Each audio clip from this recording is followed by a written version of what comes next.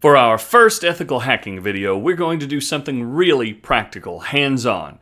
We're going to see how to hack a Windows computer and add an administrative account with just 2 special key combinations, 2 reboots, and 4 commands at the command prompt.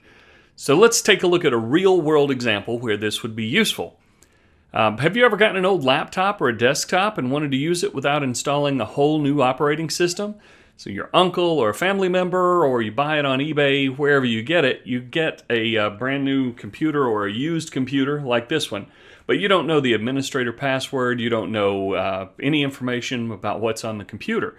Well, with a Windows box, we can do just a few things, a couple of reboots, a couple of key combinations, and a few commands at the command prompt, and we can reset a user password, or we can add administrative account. Or if you got an old computer, like a family computer, and you need to get pictures and documents off of it, but you can't remember the password. In my case, I have an old laptop here from the university, and I don't remember the password I was using about 5 years ago when I had this machine. So it's a terrific computer to do an example with. We're going to see how to ethically hack a Windows box by getting a legal copy of Windows that we can burn to a DVD and create a boot disk.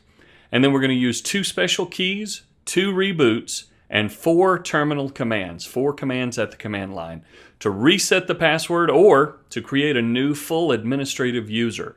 We're going to show that physical access is total access. If someone can touch your computer, they can own your computer.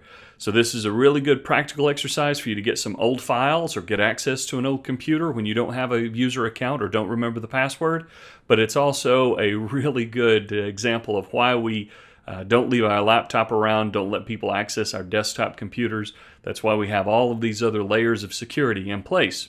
So let's get started by seeing where to legally download Windows so that we can burn a DVD of our own.